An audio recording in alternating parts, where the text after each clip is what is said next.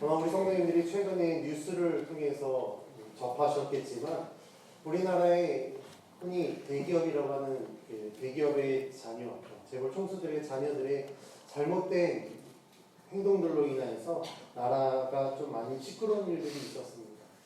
그들의 공통점들을 보게 되면 그들이 가문이 그 기업을 만들고 할아버지, 아버지 아마도 대체적으로 재벌 3세 정도 될 텐데 그 환경 속에서 살아가면서 자신들은 어렸을 때부터 태어날 때부터 많은 것들을 누리고 자라다 보니까 세상의 모든 것들이 다 자신의 뜻대로 할 수 있다는 생각을 하는 것 같습니다. 그리고 시대의 상황과 맞게 물질이면 다 된다. 그래서 요즘에 더 부각되는 말이 유전무죄, 무전유죄라는 말이 있는 것과 같이 그들은 잘못하고 나서도 돈이 있으니까 그냥 그렇게 넘기고 돈이 있으니까 그걸 어떻게 해결하려고 하고 그 돈이 곧 자신이 갖고 있는 어떤 능력의 가치로 여기다 보니까 그들의 잘못된 그 권한 행사로 인하여서 나라가 좀 많이 시끄러웠던 것 같습니다. 그런데 그들이 알지 못했던 것은 무엇이냐면 과연 그 기업이 무엇을 위해서 존재하느냐입니다.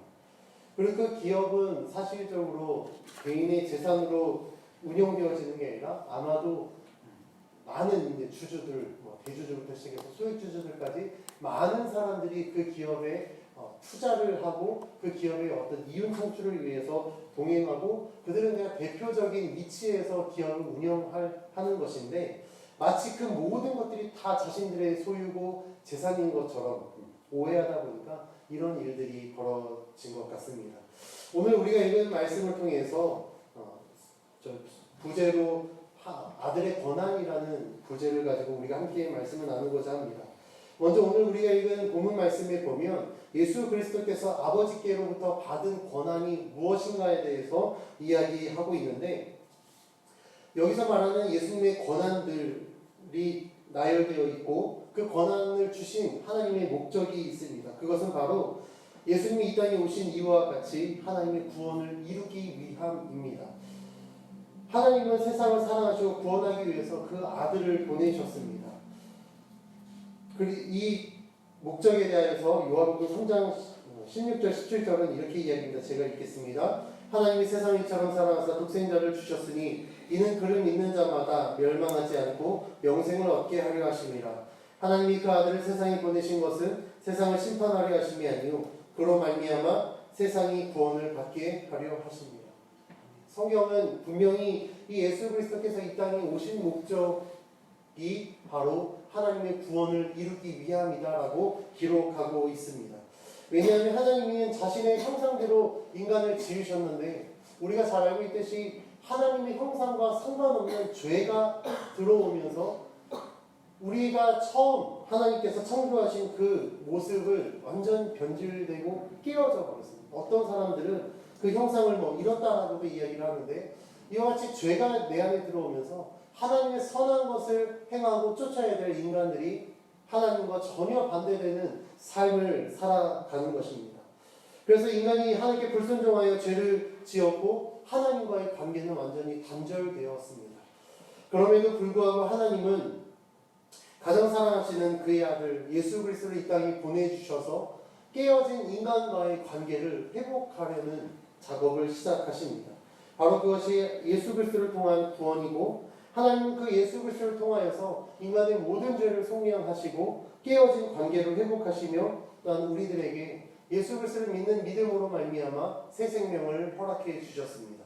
오늘 우리가 읽은 본문 20절 말씀에서는요. 아버지께서 아들을 사랑하사라는 표현이 있습니다. 여기에서 우리가 주목할 것은 하나님의 사랑이 얼마나 큰가입니다. 하나님께서는 분명히 하나님의 아들을 사랑하셨습니다. 가장 사랑하는 독생자 그 아들을 하나님이 사랑하시는 인간을 위해서 내어주셨다라고 이야기하는 것입니다. 그렇다고 한다면 이 하나님의 사랑이 우리를 향한 하나님의 그 크신 사랑이 무엇으로 표현될 수 있겠습니까? 우리가 찬송가 가사에도 이런 말이 있죠. 하늘을 두루마리 삼고 바다를 먹물 삼아도 하나님의 사랑은 다 기록할 수 없다. 우리가 하나님께 받은 사랑은 세상의 그 어떤 것과도 비교할 수 없을 만큼 귀하고 값진 사랑입니다. 하나님은 그 사랑의 동기로 인류를 구원하기 위하여서 그의 가장 사랑하는 아들을 이 땅에 보내주셨습니다. 또한 하나님의 구원은 오직 예수 그리스도를 통해서 이루어집니다. 이것은 누가 뭐라고 해도 우리가 반드시 믿고 지켜야 될 복음의 진리인 줄 믿습니다. 예수님은 아버지께서 하시는 일을 보지 않고는 아무것도 스스로 할 수 없다라고 말씀하십니다. 하나님이 하시는 모든 것이 그렇지만 특히 이 구원의 문제는 오직 하나님께만 속해 있습니다. 그리고 하나님만이 하실 수 있는 역사입니다. 누구도 세상을 구원할 수 없고 또한 인간의 죄를 사할 수 없습니다. 구원은 오직 하나님께만 속해 있기 때문에 그렇습니다. 이와 같이 하나님께서는 그 구원을 이루셔야 되는데 그 구원을 이루기 위해서 예수 그리스도를 이 땅에 보내주셨다라는 겁니다. 그런데 이 예수님은 어떤 분인가? 우리가 앞에서 계속해서 살펴봤듯이 예수님은 태초부터 창조 사역에 동참하셨고 하나님의 모든 역사를 경험했고 또한 그 일에 함께 하시는 분이십니다. 그렇기 때문에 예수님은 하나님이 행하시는 것을 동일하게 행하실 수 있다라고 말씀하십니다. 하나님이 사랑하는 아들에게 행하시는 것을 다 보이신 이유는 하나님의 사랑으로 세상을 구원하기 위함입니다. 그리고 그 아들을 통해서 사랑을 완성하고 구원을 완성하기 위하여서 예수님께 그 행하시는 모든 것들을 보여주셨다라고 말씀하고 있습니다. 하나님의 구원은 그 하나님의 크신 사랑 없이는 절대 불가능합니다. 그리고 설명이 되지 않습니다. 세상에 어떤 자격으로 어떤 것으로 구원을 받을 수 있겠습니까? 우리 성도님들께 한번 여쭤볼까요? 우리 성도님들은 무슨 자격으로 구원받으셨습니까? 하나님 앞에 남들보다 특출난 무엇인가를 드리셨어요? 아니면 하나님께 구원받을 만한 분명한 목적이 있으신가요? 사실 그 누구도 나는 하나님 앞에 당연히 구원받을 수밖에 없어라고 내세울 만한 게 아마 아무것도 없을 것입니다. 왜냐하면 우리 안에 어떤 선한 것을 내어줄지라도 하나님께 지은 죄가 더 크기 때문에 그렇습니다. 그런데 하나님의 구원은 나를 향한 하나님의 그 크신 사랑, 그 사랑의 동기 외에는 이 구원을 어떤 것으로도 설명할 수 없습니다. 근데 하나님이 사랑하는 아들에게 행하신 것을 다 보이신 이유는 바로 그 사랑의 동기를 통하여서 이 예수 그리스도가 하나님의 온전한 구원을 이루기 위해서 보여주셨다라는 겁니다. 그리고 실제로 그 역사들을 본 예수 그리스도가 이 땅에서 그 하나님의 구원과 사랑을 증거해야만 그것이 진리가 될 수 있기 때문에 그렇습니다. 만약에 예수님이 보지 못했고 경험하지 못했는데 어떤 가능성이나 아니 어떤 가설을 가지고 이럴 수도 있어라고 이야기한다면 만약에 그런 가능성을 가지고 2000년이 지난 지금 우리도 그 복음을 진리로 믿는다고 한다면 만약에 이것이 진짜가 아니라고 했을 때 우리는 아마 이 시대의 가장 큰 사기극의 희생양이 될 것입니다. 그런데 2000년이 지난 지금도 그때 예수님께서 하신 그 말씀을 복음의 진리로 믿고 또한 그 믿는 믿음으로 예수님이 우리를 위해서 구원해 주셨다라는 구원자이심을 믿고 또 하나님의 살아계심을 믿는다는 것은 그 믿음 때문에 우리에게 하나님의 살아계심을 보여주시고 증거해 주시기 때문에 우리는 하나님을 믿을 수 있는 것입니다. 마치 예수님께 보여주셨던 것처럼 예수님이 경험하셨던 것처럼 우리가 믿음으로 하나님을 찾고 찾을 때 우리도 동일하게 그 살아계신 하나님의 역사를 볼 수 있고 경험할 수 있게 되는 것입니다. 그렇다고 한다면 하나님께서 구원자이신 예수님에게 주어진 권세가 무엇인가? 저는 세 가지로 정리해서 함께 살펴보고자 합니다. 첫 번째, 하나님이 예수님께 주신 권세는 바로 죄사함입니다. 이 죄사함은 예수님을 통해서만 이루어지는 유일한 하나님의 역사입니다. 예수님은 공생의 기간 동안 사역을 하실 때 죄인들을 만나셨습니다. 그리고 그 죄인들을 만날 때마다 예수님께서 죄인들에게 하신 말씀은 바로 이 죄사함을 선포하셨다라는 겁니다. 복음서에 나타난 몇 가지 사건을 통해 예수님의 죄사함을 살펴보고자 하는데 먼저 친구들의 도움을 받아 병을 고침을 받은 이 중풍병자에게 말씀하신 예수님의 말씀입니다. 마태복음 9장 2절 말씀인데 제가 읽어드리겠습니다. 침상에 누운 중풍병자를 사람들이 데리고 오거늘 예수께서 그들의 믿음을 보시고 중풍병자에게 이르시되 작은 자여 안심하라 내 죄사함을 받았느니라. 이 친구는 지금 이 병자는 무엇 때문에 예수님을 찾아왔습니까? 바로 중풍병 때문에 왔습니다. 그런데 예수님은요 그 찾아온 중풍병자에게 내 병이 고침받았다를 선포한 게 아니라 내 죄사함을 받았다라고 선포하십니다. 왜냐하면 이유가 어찌됐든지 간에 병보다 더 중요한 것, 그를 묶고 있는, 그를 붙들고 있는 사단의 권세로 인하여서 죄를 지은 그 모든 죄를 사하시기 위해서 예수님께서는 그에게 죄사함을 선포하셨고 이 중풍병자는 예수님의 죄사함 선포를 통하여 죄사함뿐 아니라 자신을 괴롭히는 이 중풍병에서도 치유함을 받았습니다. 또한 예수님이 바리새인의 집에 들어가 식사를 하실 때 죄를 지은 한 여인이 예수님께 향유옥합을 가지고 와서 예수님의 발을 씻었습니다. 당시 유대인들이 이 여인이 죄가 많아서 그 여인과 자신이 부정해질까봐 여인과 상종하지 않았습니다. 그런데 죄인의 신분으로 자신에게 다가온 이 여인에게 예수님은 죄사함을 선포하십니다. 누가복음 7장 48절인데 제가 읽어드리겠습니다. 이에 여자에게 이르시되 내 죄사함을 받았느니라 하시니 그때 당시 아무도 이 죄 많은 여인으로 인해서 자신이 부정해지고 자신이 곤란에 빠질까봐 그 어떤 사람도 심지어 종교 지도자들도 그 여인의 죄의 문제를 간섭하지 않고 관여하지 않았지만 예수님은 죄인의 신분이지만 그 예수님 발 앞에 가장 귀한 향유옥합을 깨뜨린 이 여인에게 죄사함을 선포하셨습니다. 또한 예수님의 죄사함의 권세는 십자가에 흘리신 보혈을 믿는 자들에게도 회개의 능력으로 나타나는데 예수님은 십자가를 지기 전에 제자들과의 최후의 만찬에서 다음과 같이 말씀하십니다. 누가복음 26장 28절 말씀입니다. 이것은 죄사함을 얻게 하려고 많은 사람을 위하여 흘린 바 나의 피 곧 언약의 피니라.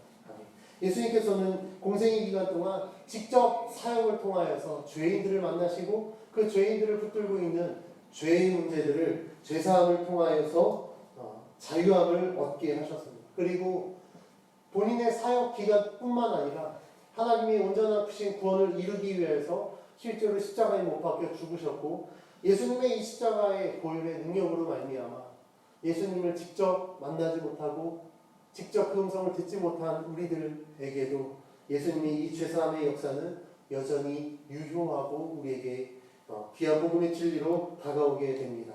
왜냐하면 하나님께서 그 예수님에게 죄사함의 권세를 허락해 주셨고 이 예수 그리스도를 믿는 우리들에게도 동일한 죄사함의 은혜를 주셨기 때문입니다.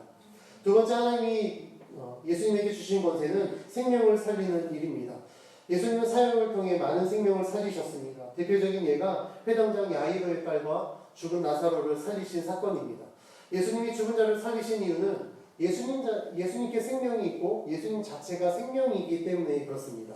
오늘 우리가 읽은 본문 21절은 다음과 같이 이야기합니다. 5장 21절 말씀 같이 한번 읽겠습니다. 시작. 아버지께서 죽은 자들을 일으켜 살리신 같이 아들도 자기가 원하는 자들을 살리니라.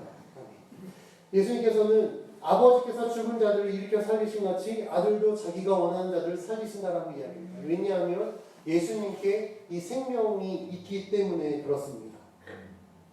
예수님이 이 땅에 오신 가장 큰 이유는 생명을 살리는 것입니다. 이것은 비단 육적인 생명뿐 아니라 궁극적으로는 우리들의 영혼의 생명을 살리기 위해서 우리에게 빛으로 생명을 주시기 위해서 이 땅에 오셨습니다.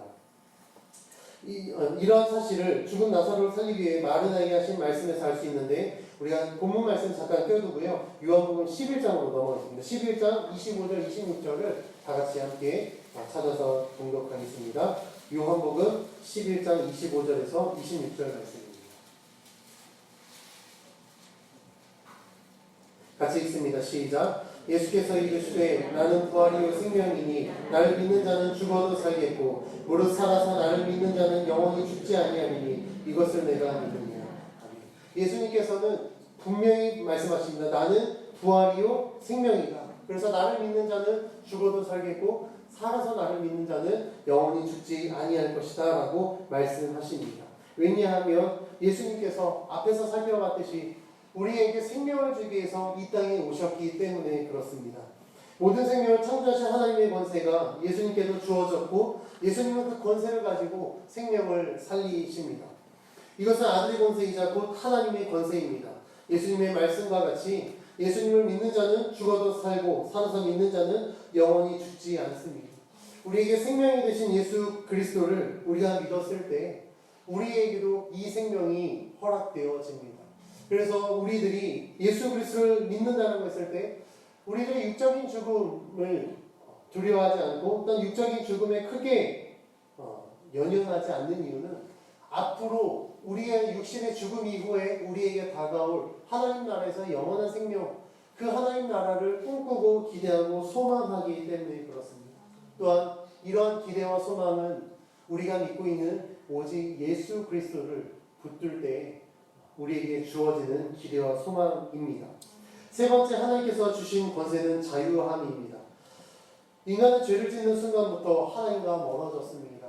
우리가 창세기 말씀에 보면 하나님께서 인간을 창조하셨을 때 인간은 하나님의 형상으로 지음받았고 하나님과 함께하는 자였습니다.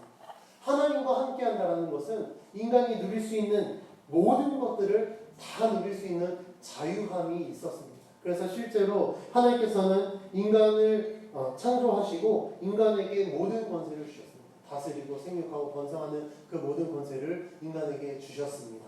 그러나 인간은 하나님의 말씀에 불순종하고 그 속에 죄가 들어가면서 하나님의 형상이 깨어졌습니다. 선한 것을 바라볼 수 있는 시야를 잃어버린 채 악한 것을 바라보게 되고 선한 것을 쫓아야 되고 하나님의 의와 진리를 쫓아야 됨에도 불구하고 거짓됨을 쫓아갑니다. 심지어는 생명이 하나님을 저버리고 죽음과 사망의 길을 걷게 됩니다. 그러면서 인간은 이러한 사망의 권세뿐만 아니라 하나님과 함께 누릴 수 있는 모든 자유까지도 스스로 걷어차 버렸습니다. 이러한 것은 우리 인간에게 있어서 큰 어려움으로 다가오게 됩니다. 왜냐하면 우리가 세상 가운데 살아갈 때 참으로 많은 것을 누리는 것 같지만 하나님 없이 우리들이 누리는 것은요 극히 일부분입니다. 가장 중요한 것은 우리들의 생명으로 살아가야 될 삶인데 우리는 죽음을 향해서 살아가는 삶을 산다라는 겁니다. 한번 우리 성도님들께 여쭤볼까요? 우리 성도님들 세상 살아가면서 좋은 게 참 많이 있죠. 물질도 좋고 권력도 좋고 힘도 좋고 미모도 좋고 다 좋습니다. 그런데 과연 그게 얼마만큼 우리들에게 만족함을 줄 수 있을까? 물질이 많으면 행복할까요? 근데 그렇지만은 않은 것 같습니다. 왜냐하면 꽤 많은 돈을 가진 사람들 중에 불행한 자들이 굉장히 많이 있기 때문에 그렇습니다. 제가 얼마 전에 본 TV 프로그램 중에 복권에 당첨된 사람들 중에 불행한 삶을 산 사람 전 세계적으로 묶었는데요. 몇 천억을 당첨됐는데 그 당첨되고 나서 막 방탕한 삶을 살아서 막 빚쟁이 되고 노숙자 되고 심지어는 가족 다 잃고 뭐 써보지도 못하고 죽은 사람도 있고요. 굉장히 많이 있다. 마치 물질을 가지면 그 힘과 권력을 가지면 미모를 가지면 세상의 모든 것 부러울 것 없이 살 것 같지만 그렇지 않습니다. 왜냐하면 그것이 우리들에게 주는 자유를 줄 수 없기 때문에 그렇습니다. 다시 말하면 하나님으로부터 온 자유함을 통해 우리는 완전한 삶을 살아야 되는데 세상의 것을 붙들고 있으면 우리는 끊임없이 불안정한 삶을 살기 때문에 그렇습니다. 그러나 예수님께서는 이렇게 불완전하고 자유함이 없는 속박된 삶을 살고 있는 우리들에게 참된 하나님의 형상을 회복하고 우리가 잃어버렸던 하나님을 되찾고 이전에 창세 때 하나님께서 우리에게 주셨던 모든 자유함을 누릴 수 있도록 예수님은 우리에게 찾아오셨습니다. 그리고 이 예수님으로 말미암아 자유를 얻을 수 있다라고 말씀하고 있습니다. 우리가 읽은 말씀에서 좀 넘어가서요. 요한복음 8장 32절에서 36절 말씀까지 조금 길지만 우리가 찾아서 함께 공독하겠습니다. 요한복음 8장 32절에서 36절 말씀입니다.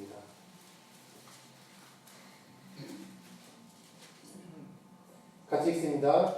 8장 32절에서 36절입니다. 시작. 진리를 알지니 진리가 너희를 자유롭게 하리라. 그들이 대답하되 우리가 아브라함의 자손이라. 남의 종이 된 적이 없거늘 어찌하여 우리가 자유롭게 되리라 하느냐.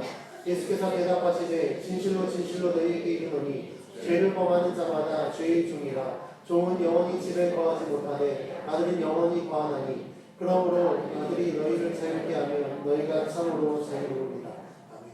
성경 말씀에서는 우리들에 대해서 뭐라고 말씀하시죠? 죄의 종이다라는 거예요. 죄의 종이라는 것은 우리에게 자유함이 없다라는 것을 의미합니다. 그런데 예수 그리스도께서 진리를 알지니 여기서 말하는 진리는 바로 예수 그리스도를 의미하고 예수 그리스도를 알게 되었을 때 예수 그리스도가 우리를 자유롭게 할 수 있다라고 이야기합니다.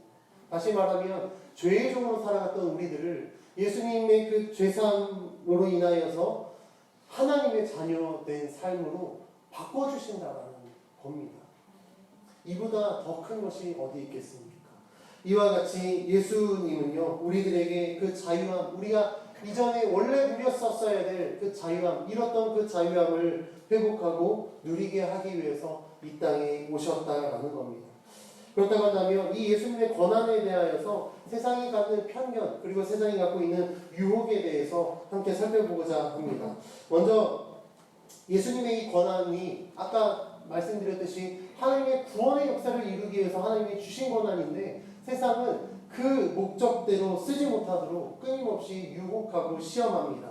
그 첫 번째가 마귀가 하나님의 아들의 권한으로 세상을 누리라고 유혹한 예수님의 시험 사건에서 우리가 함께 살펴보고자 합니다. 예수님의 시험 사건을 보게 되면 마귀는 예수님께 세 가지를 시험합니다. 그런데 이 시험에서 마귀는 전제 조건을 내세웁니다. 그것이 무엇이냐면 내가 만일 하나님의 아들이거든 이라고 이야기합니다. 그러니까 하나님의 아들이면 돌덩이를 떡으로 만들어봐라. 성당 꼭대기에서 뛰어내려봐라. 네가 하나님의 아들이면 천군 천사를 보내서 너를 보호해주지 않겠느냐 라고 예수님께 말씀하십니다. 그런데 마귀의 이 유혹을 보게 되면 돌을 떡으로 만드는 것, 그리고 성전 꼭대기에 떨어졌을 때 하나님의 아들이면 천군 천사를 보내주지 않겠느냐 라고 이야기한 이 마귀의 말에서 여러 가지 함정들이 있습니다. 왜냐하면 돌을 떡으로 만드는 것과 인류의 구원은요 전혀 관계가 없다는 거예요. 왜냐하면 예수님이 말씀하십니다.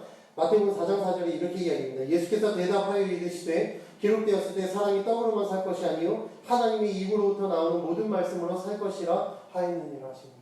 하나님의 구원은 떡에 있는 것이 아니라 하나님의 말씀에 있다라는 겁니다. 하나님의 구원을 얻기 위해서 세상의 것을 주기 위해서 예수님이 이 땅에 오신 게 아니라 생명을 주기 위해서 이 땅에 오셨는데 그 생명은 오직 하나님의 말씀으로 되어진다라는 겁니다. 근데 마귀는요 말씀과 상관없이 자꾸 세상의 것 떡으로 변화시켜봐라, 어떤 초자연적인 능력으로 네가 하나님의 아들임을 증명해봐라 라고 이야기합니다. 또 하나는 성전 꼭대기에서 떨어져 내려봐라. 뭐 떨어져 내릴 수가 있겠죠. 그러나 예수님께서는요 4장 7절 말씀에 마귀에게 주 너의 하나님을 시험하지 말라라고 이야기해서 그를 대적합니다. 왜냐하면 예수님이 떨어져서 천군천사가 예수님을 호위한다고 한들 물론 호위해서 살아날 수 있겠습니다. 그런데 중요한 것은요 그때 당시에 그것을 직접 경험한 사람들은 나사렛 예수가 진짜 하나님의 아들이구나를 믿을 수 있을 겁니다. 그런데 문제는 그 자리에 없었던 사람들, 그리고 그 자리가 전혀 상관없는 2018년도 대한민국 땅에 살아가는 우리들하고는 전혀 상관없는 어떤 다른 한 나라, 한 민족의 그냥 역사로 어떤 신화적인 이야기로 전락할 수도 있을 것입니다. 그런데 예수님은 마귀에게 주 너의 하나님을 시험하지 말라라고 하면서 하나님의 그 구원의 역사에 대해서 너가 왜곡하지 말고 하나님의 온전한 구원을 이루기 위해서 예수님이 이 땅에 오셨음을 이야기하고 있습니다. 이와 같이 예수님께서 주시는 권한은 세상의 것을 누리기 위함이 아니라 하나님의 구원의 역사를 이루기 위해 하나님이 주셨다라는 것을 성경은 말씀하고 있습니다. 두 번째는 세상은 하나님이 주신 권한을 자신을 위해 사용하라고 유혹합니다. 마태복음 27장 39절에서 41절 말씀에 보면 예수님이 십자가에 못 박히셨을 때 지나가는 사람들, 그 자리에 있는 대제사장, 서기관들이 예수님을 향하여 하신 말씀입니다. 제가 공독해 드리겠습니다. 지나가는 자들은 자기 머리를 흔들며 예수를 모욕하여 이르되 성전을 헐고 사흘에 짓는 자여, 내가 만일 하나님의 아들이거든 자기를 구원하고 십자가에서 내려오라 하며, 그와 같이 대제사장들도 서기관들과 장로들과 함께 희롱하여 이르되, 그가 나는 구원하였으되 자기는 구원할 수 없도다. 그가 이스라엘의 왕이로다. 지금 십자가에서 내려올지어다. 그리하면 우리가 믿겠노라. 이렇게 예수님을 조롱합니다. 만약에 예수님이 본인이 지금 당하고 있는 수치심을 이기지 못하고 정말 십자가에 내려왔다고 한다면 하나님의 구원은 이룰 수 없었을 것입니다. 그런데 예수님은 하나님께서 주신 이 모든 권한은 곧 온 인류를 구원하기 위해서 하나님이 주신 분명한 목적을 알고 있었습니다. 그렇기 때문에 겟세마네 동산에서 하나님 앞에 기도할 때 할 수 있거든 이 잔을 내게서 옮겨주십시오. 그러나 내 뜻이 아니 아버지 뜻대로 하십시오라고 이야기하셨던 것과 같이 하나님께서 주신 그 권한을 자신을 위해서 사용하신 것이 아니라 온 인류를 위해서 사용하셨음을 성경은 이야기하고 있습니다. 이와 같이 우리가 믿고 있는 하나님은 하나님의 온전한 뜻과 목적대로 우리에게 모든 것을 허락해 주십니다. 그런데 우리는 하나님께서 주시는 은혜 그리고 하나님 자체를 사실 우리는 세상의 것으로 왜곡하려고 할 때가 많이 있습니다. 하나님의 존재 자체를 정말 나를 구원하시고 나를 사랑해 주시는 세상의 그 어떤 것과도 바꿀 수 없는 분으로 여기는 것이 아니라 나의 성공, 나의 만족, 나의 유익을 위해서 나를 도와주는 조력자 또는 내 성공의 어떤 수단으로 하나님을 이용하려고 할 때가 참 많이 있습니다. 하나님의 뜻과는 상관없이 내 뜻이 온전히 이루어질 수 있도록 내가 실수하지 않는 삶을 위해서 하나님 저를 도와주십시오라고 기도할 때가 참 많이 있습니다. 그러나 예수님의 모습에서 살펴봤듯이 하나님이 우리들에게 주시는 은혜를 우리가 경험했다고 한다면 이 하나님이 우리에게 주신 은혜를 왜 주셨는가 그 목적을 우리는 분명히 알아야 될 줄 믿습니다. 오늘 우리가 살펴본 말씀 가운데 예수님의 모습과 같이 우리들에게도 이러한 모습들이 있습니다. 예수님 하나님을 믿는 그 믿음을 정말 하나님을 위해서 살아가는 삶이 아닌 나를 위해서 살아가는 삶을 위해서 그 믿음을 이용하려고 유혹하고 시험할 때가 많이 있습니다. 기도의 자리 자체를 아예 거부하게 만들지 않습니다. 예배 자리 자체를 아예 거부하지 않게 만듭니다. 그러나 사탄이 우리들을 공격할 때 예배의 자리, 기도의 자리에 얼마든지 갈 수 있게 만듭니다. 그러나 그 예배와 기도를 하나님을 위해서는 하지 못하게 만듭니다. 1시간, 2시간 정말 목 터져라 기도하지만 정말 그의 나라와 일을 먼저 구하라고 하신 하나님의 말씀을 망각한 채 하나님 사업 잘 되게 해주십시오. 우리 자녀 대학 잘 가게 해주십시오. 건강하게 해주십시오. 좋은 배우자 만나게 해주십시오. 내 노후가 정말 불리하게 될 수 있도록 물질의 복도 주십시오. 끊임없이 우리들은 내 자신을 위해서만 기도하게 만든다라는 겁니다. 우리가 예배의 자리 가운데 나오는 것을 사단은 방해하지 않습니다. 그러나 예배의 자리 가운데 나오는 목적을 상실하게는 만듭니다. 우리들이 예배하는 목적 무엇입니까? 나를 구원하시고 나를 사랑하시는 그 하나님을 높여드리기 위해서 우리는 예배를 드립니다. 그런데 이 예배의 목적도 나를 위해서 존재하는 거예요. 내가 세상 가운데 살아가면서 마음에 힘들고 어려움이 있으니까 내 마음이 위로받아야지. 그런데 교회에 딱 와서 예배 드리는데 앞에서 선포된 말씀은 전혀 위로하는 더 정잠이 된다 그러면 오늘 예배 공쳤다. 예배 시간에 딴 생각합니다. 그럼 집에 가서 이제 인터넷 찾아서 내가 위로되는 설교를 누가 있을까? 그 설교를 찾아서 설교를 듣고 누군가가 위로하십시오. 위로합니다. 막 오늘 불렀던 찬양처럼 괴로울 때 주님이 얼굴 보라 막 이러면 역시 하나님은 살아계셔. 예배 자체가 하나님과 상관없이 그냥 내 중심으로 드리게 만든다라는 겁니다. 그런데 사랑하는 성도 여러분, 이러한 것에 속지 마십시오. 우리들이 믿는 하나님은 나를 위해서 존재하는 분이 아니라는 것을 분명히 기억하십시오. 우리가 내 성공을 위한 수단으로 아니면 내 인생이 정말 세상에 남부럽지 않은 인생이 될 수 있도록 돕는 조연으로서 하나님이 존재하는 것은 절대 아닙니다. 그리고 그렇게 살아가라고 하나님이 우리를 구원해 주시는 것이 절대 아님을 우리는 알아야 됩니다.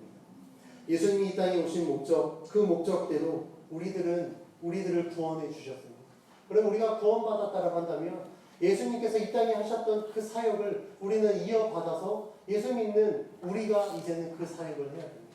그렇다고 한다면 살아계신 하나님을 증거하고 하나님의 죄사함의 은혜를 우리가 선포해야 되고 진리 되시고 자유롭게 하시는 그 예수 그리스도를 증거해야 됩니다. 그러면 우리 성도님들이 스스로에게 질문해 보십시오. 나는 내 삶 가운데 무엇으로 하나님을 증거하고 있는가? 어떻게 하나님을 증거하고 있는가? 꼭 전도지 들고 나가서 전도하라는 이야기 아닙니다.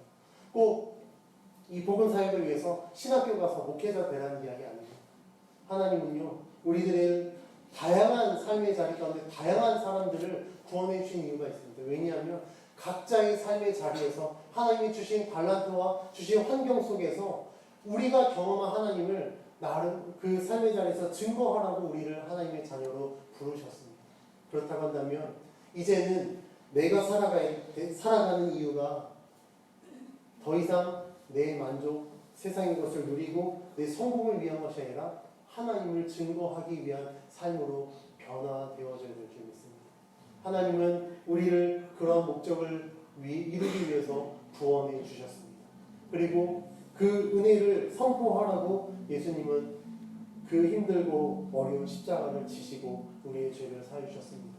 간절히 원하기는 우리가 정말 하나님을 믿고 그 예수 그리스도로 인하여서 하나님의 온전한 자녀로 변화되어졌다고 한다면 이제는 그 삶을 위해서 우리가 헌신해야 될 때입니다. 또한 우리가 우리를 구원해 주신 그 예수 그리스도를 증거할 수 있는 우리의 삶을 위해서 기도해야 될 때입니다. 또한 마지막으로 이전에는 내 만족을 위해서 예배 자리 건데 나왔다고 한다면 이제는 내 만족과 상관없이 나를 구원해 주신 하나님만을 경배하고 예배하기 위해서 높여드리기 위해서 예배하는 우리의 삶이 되어져야 될 줄 믿습니다. 함께 기도하겠습니다.